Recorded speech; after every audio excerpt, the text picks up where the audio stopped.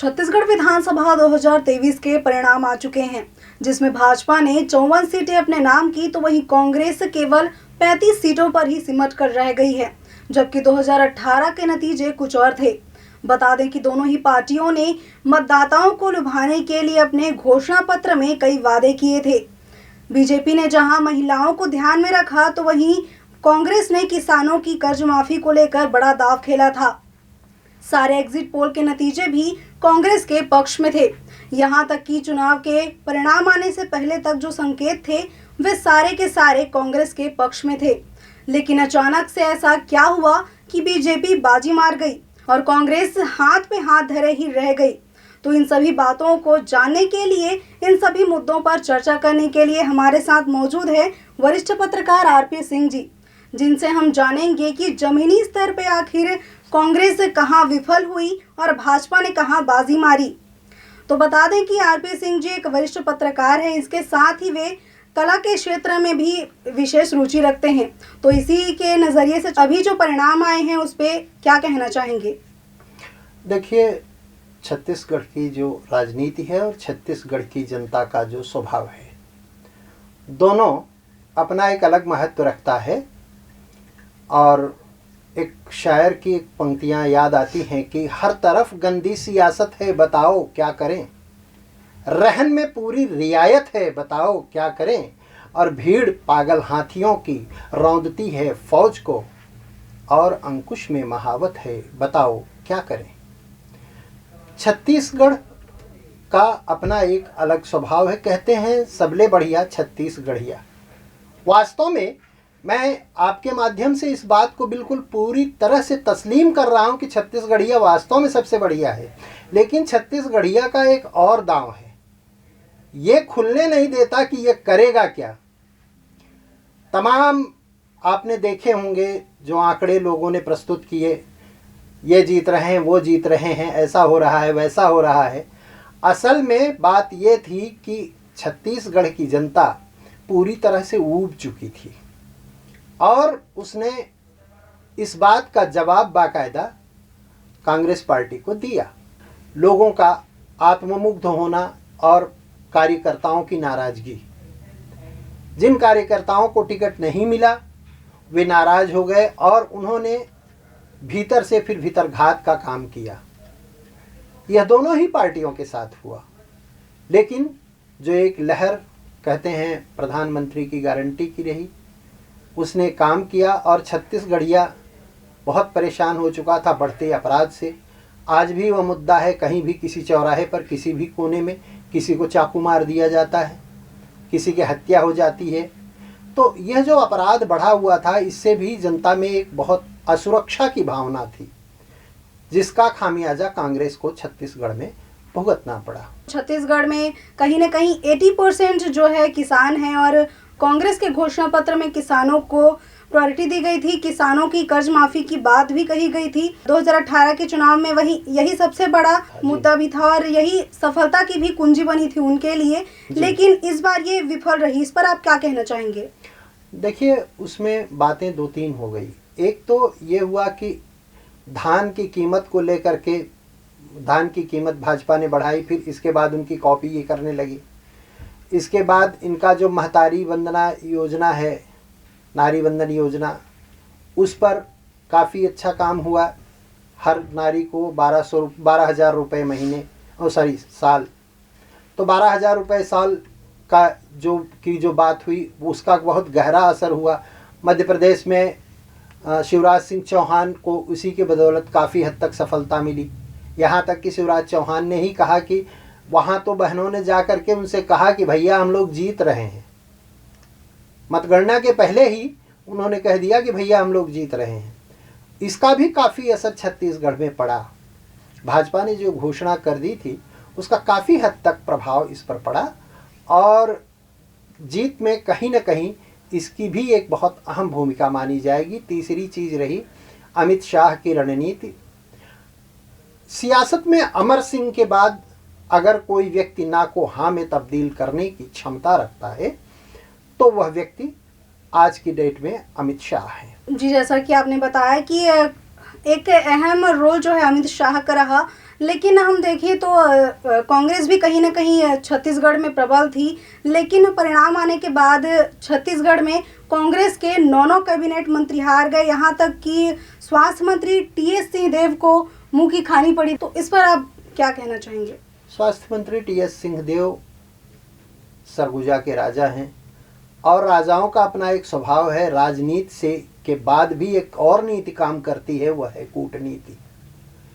इसको आप एक कूटनीतिक प्रयास मान सकते हैं कि कहते हैं ना कि हम तो डूबे हैं सनम, तुमको भी ले डूबेंगे जी। कुल मिलाकर सरगुजा में यही हुआ। आधी जनता वहाँ की नाराज थी इनको मुख्यमंत्री न बनाए जाने से, और यही कारण रहा कि इनके तमाम प्रतिद्वंदी, चाहे वो अमरजीत भगत रहे हों चाहे कोई और रहा हो, ये सबके सब मुंह के बल धड़ाम धड़ाम नीचे गिरते दिखाई दिए।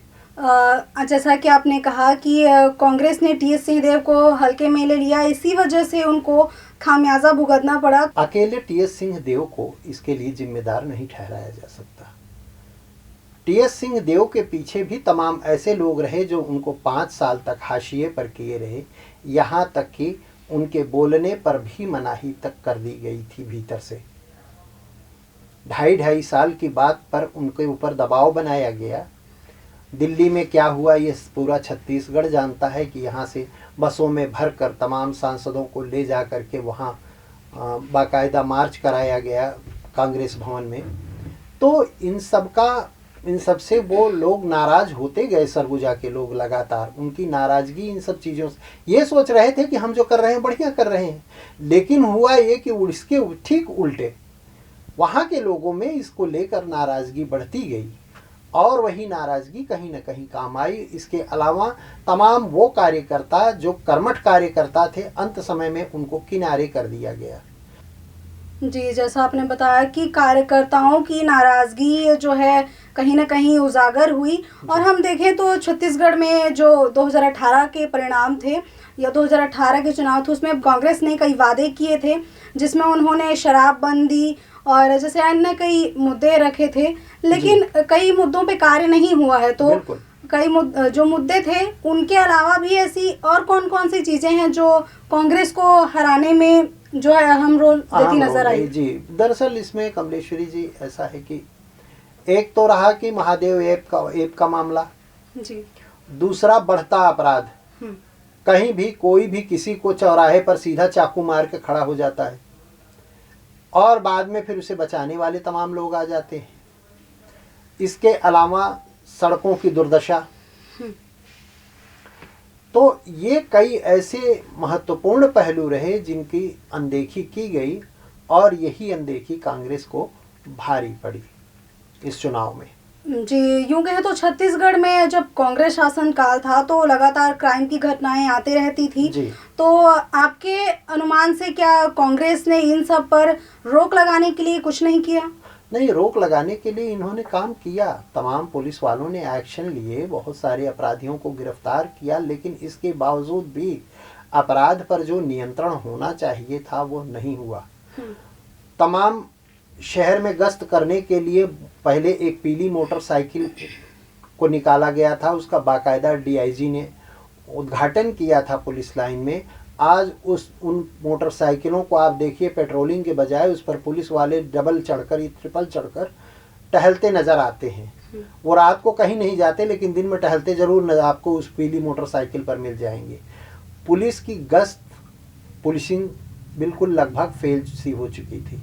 कई ऐसी चीज़ें हैं जिसमें भूपेश बघेल ने बढ़ चढ़कर लोगों को लाभ दिलाने का भी कहीं ना कहीं पहल की। छत्तीसगढ़ी संस्कृति को बढ़ाने के लिए वे आगे आए और कई ऐसे कार्य किए कि छत्तीसगढ़ी संस्कृति को बढ़ावा मिले। इस पर आप क्या कहना चाहेंगे? नहीं, निस्संदेह भूपेश बघेल एक बहुत अच्छे व्यक्ति और काबिल नेता रहे। कुछ काम देखिए, किसी से भी चूक होगी, जो काम करेगा उससे गलतियां होंगी जी। तो जिन गलतियों को गिनाया गया, इसका मतलब ये कतई नहीं होता कि भूपेश बघेल जी कोई हल्के व्यक्ति हैं। भूपेश बघेल सियासत के बहुत मजे हुए खिलाड़ी हैं और कांग्रेस में सफाई अभियान से लेकर के और कांग्रेस को सत्ता तक ले जाने में जिस महारथी की भूमिका महत्वपूर्ण दिखाई देती है, वह महारथी भूपेश बघेल हैं। उन्होंने बहुत कुछ किया है, भरोसे से ज़्यादा की बात उन्होंने की, तो उन्होंने किया भी, दिखाया भी। तमाम जगहों पर उन्होंने जा कर के, जिस समय कोरोना काल में लोगों को कुछ नहीं मिल रहा था, तो कुछ लेबर्स थे जिन्होंने इनको मैसेज किया था मुख्यमंत्री महोदय को, तो उन्होंने उन लेबर्स को झारखंड पहुंचाना था। बिलासपुर में उनको रुकवा करके उन लेबर्स को बाकायदा बस का इंतज़ाम करवाते हैं, इसके बाद उनके खाने की व्यवस्था करते हैं। खुद यहाँ रायपुर से बैठकर, जब पूरा लॉकडाउन लगा हुआ था, तो इन्होंने खुद एक एक पल की जानकारी ली। तमाम सारे संकट के समय भूपेश बघेल खड़े रहे। ऐसा नहीं है कि इन्होंने काम नहीं किया, इन्होंने बहुत सारे काम किए, लेकिन इन कामों के बीच में कुछ गलतियां ऐसी हुई जो जनता पर नागवार गुजरी और उसका खामियाजा कांग्रेस को भुगतना पड़ा। जी, जैसा कि आपने बताया कि मजदूर वर्ग के लिए, जो किसान वर्ग होते हैं, उनके लिए भी भूपेश बघेल ने काम किया है।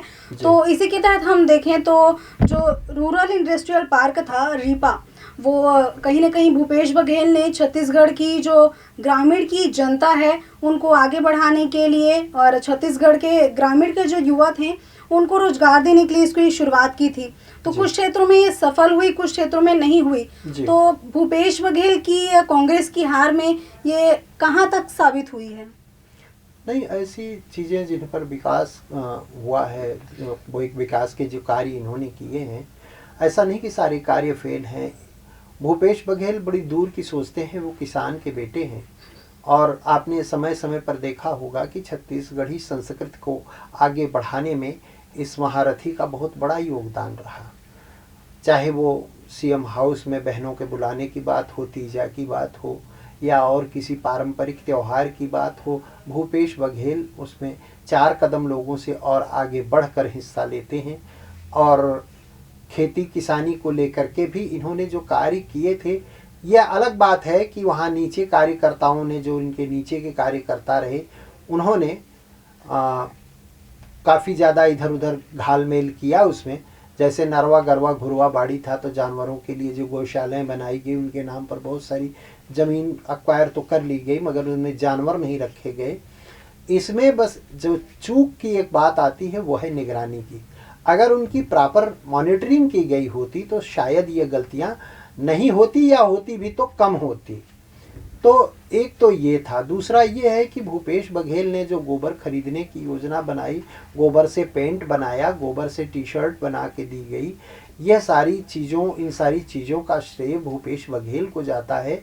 और भूपेश बघेल महात्मा गांधी के बहुत अच्छे अनुयायी हैं और बहुत अच्छा महात्मा गांधी के बातों को वो बहुत अच्छी तरह समझते हैं।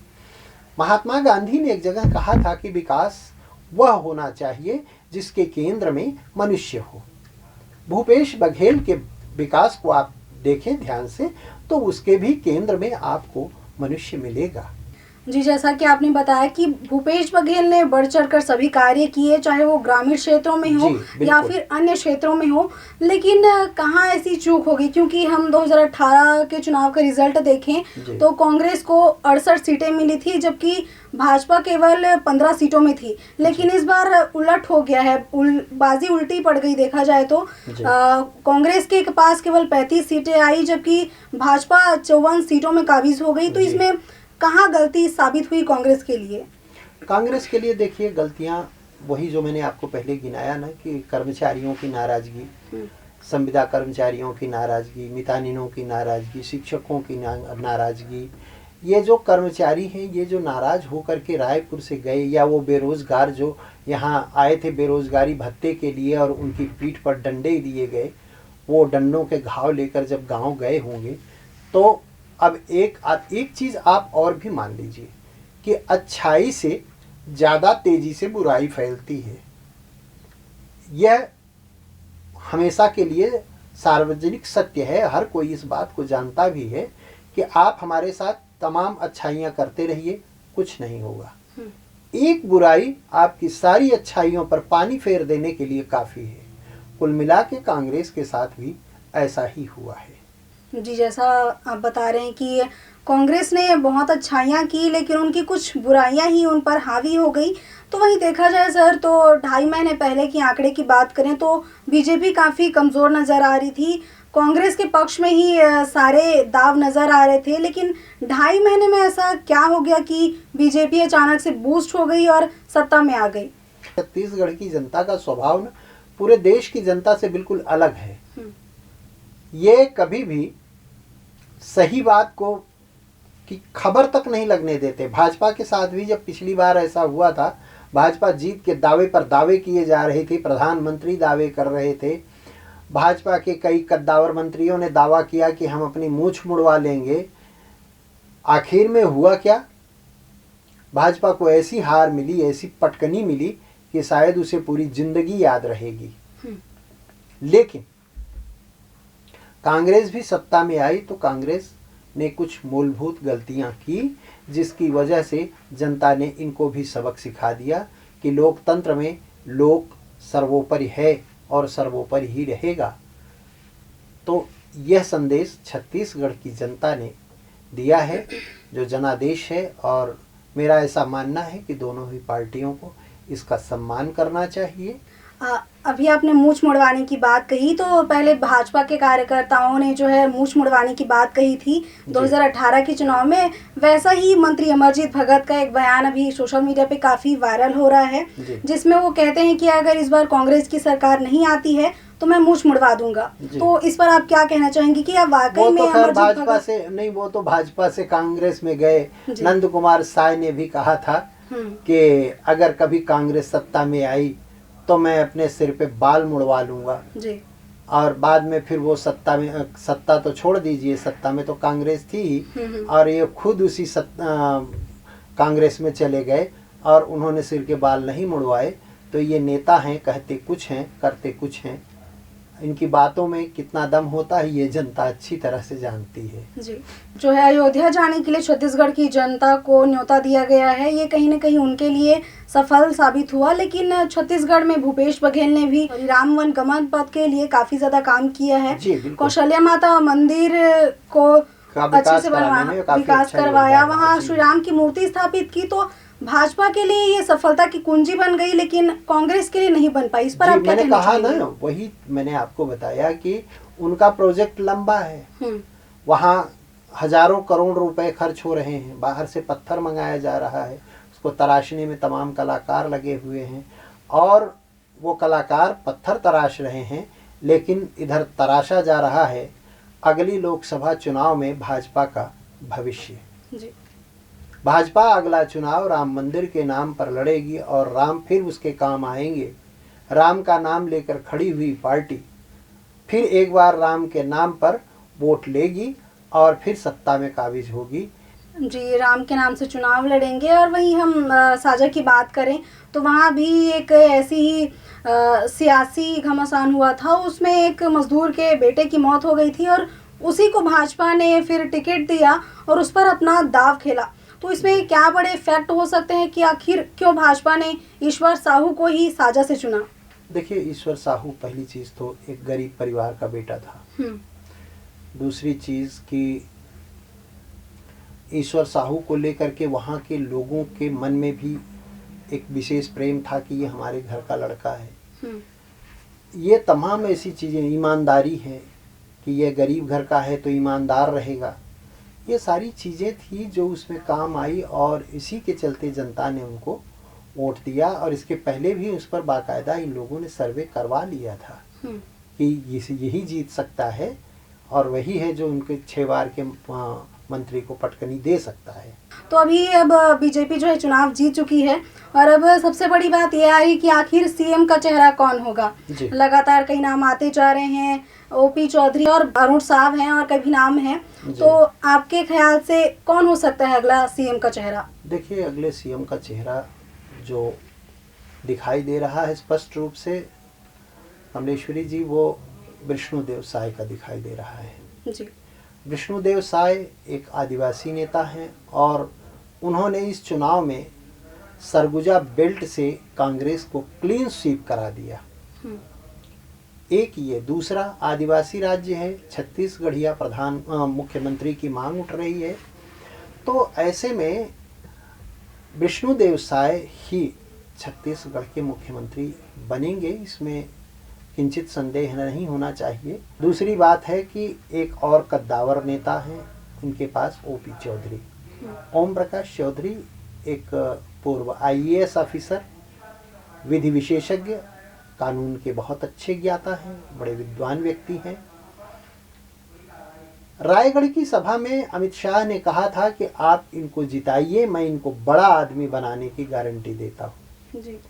तो बड़ा आदमी बिल्कुल उनको बनाएंगे और इनके हिस्से में विधानसभा अध्यक्ष बनने का पद जहाँ तक मुझे लगता है वह जाएगा।